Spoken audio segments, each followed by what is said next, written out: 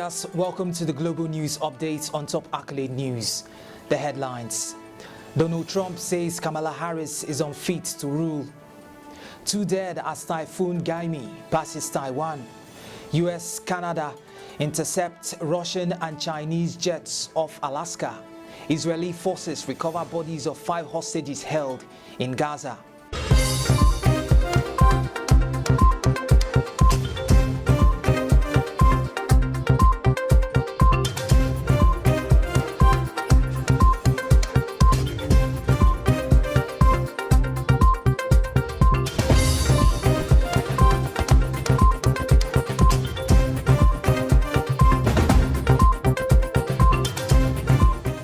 We begin the news with politics.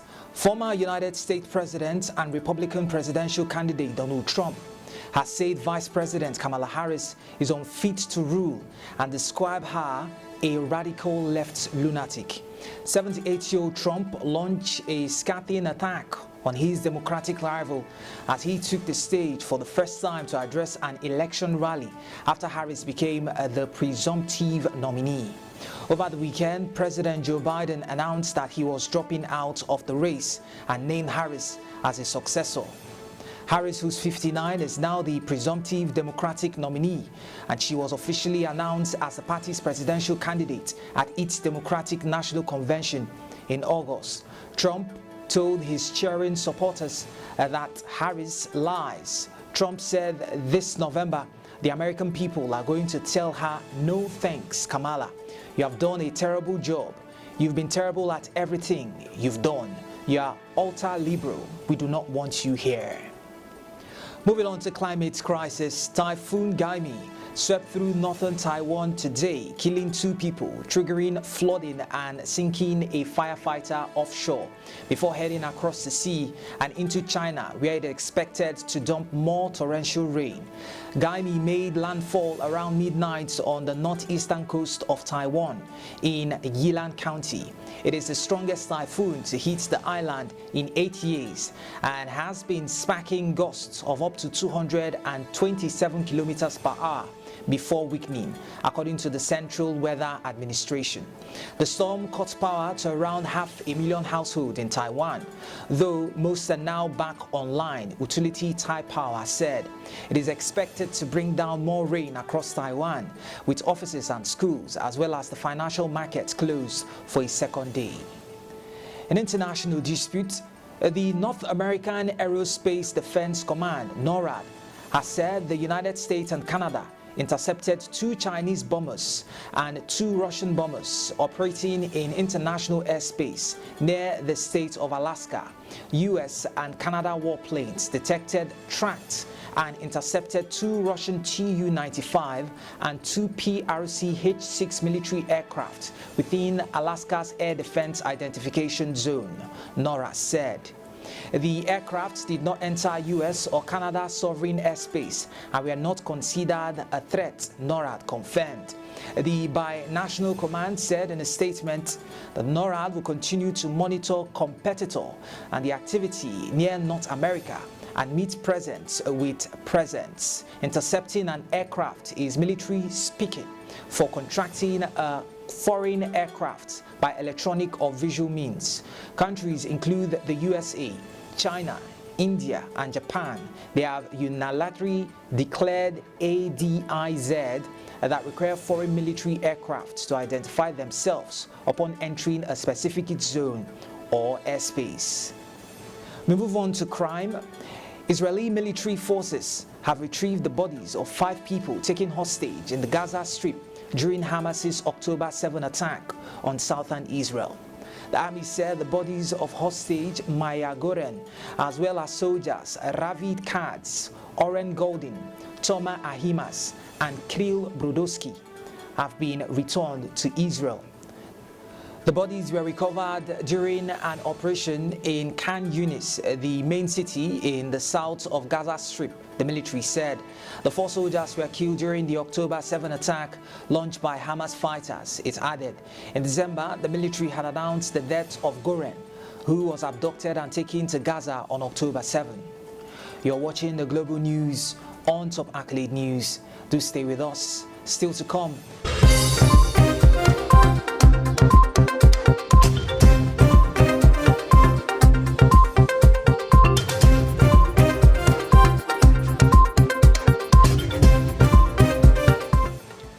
staying with us. In business, British Prime Minister Keir Starmer will introduce the Great British Energy Bill in the House of Commons today, alongside the announcement of a partnership with the Crown Estate.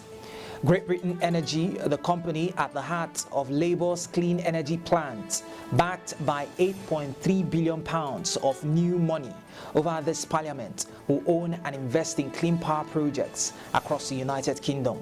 The Crown Estate, which operates independently and has a £16 billion portfolio of UK land and seed, estimates that the partnership will lead to up to 20 to 30 gigawatts of new offshore wind development, reaching seed lease stage by 2030. Previously, Starmer confirmed that Great Britain Energy will be headquartered in Scotland and back energy generation projects in the United Kingdom. Now the Department of Energy, Security and Net Zero has published more details of the company's objectives. The license is a boost for Revolut as it seeks a valuation of the business of more than £40 billion through a planned share sale. That valuation, which would cement its position as Europe's most valuable startup. Still talking business, online bank Revolut said today it had received a UK banking license with restriction from the Prudential Regulation Authority, ending a 3-year wait. The authorization brings the global fintech firm with more than 9 million UK customers closer to fully licensed operation in Britain. Revolut has more than 2.7 million customers in Ireland and more than 40 million customers nationwide.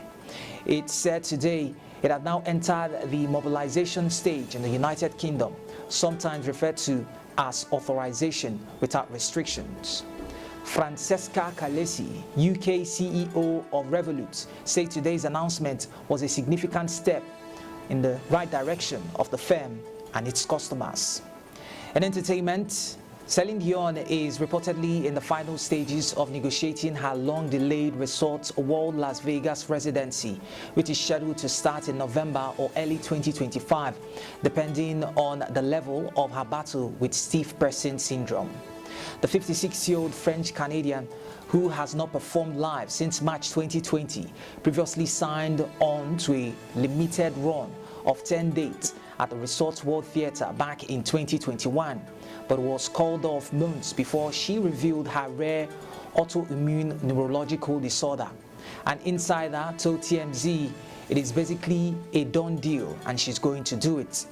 There is currently no one scheduled to headline the 4,700-seat venue after 8-time Grammy Award winner Carrie Underwood concludes her Reflection residency on October 26. Dion is currently in Paris ahead of her rumored $2 million gig performance with 13-time Grammy winner Lady Gaga during the opening ceremony of the Summer Olympics this Friday along the banks of the area. And in sports, FIFA's disciplinary committee has opened proceedings against Canada football and several individuals, including head coach Bev Priestman, amid claims a drone was used to spy on Olympic rivals New Zealand. Assistant coach Jasmine Manda and Joseph Lombardi, an accredited analyst with Canada Soccer, have been sent home in connection with what the Canadian Olympic Committee has said it believes to be 2 separate instances of drone being used to record football friends training in the session. Priestman wants the assistant to former Lionesses boss Phil Neville has announced she will not take the charge of defending Olympic champions for the New Zealand clash, their tournament opener, with former Everton manager Andy Spence filling in.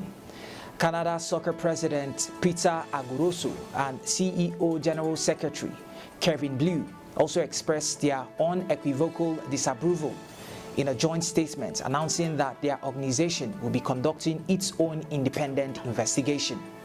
That concludes our global news update for today. Stay tuned for more international news and developments. Thanks for joining us. I am Deima Abaku. Connect and engage with us on all social media handles. Do have a wonderful day.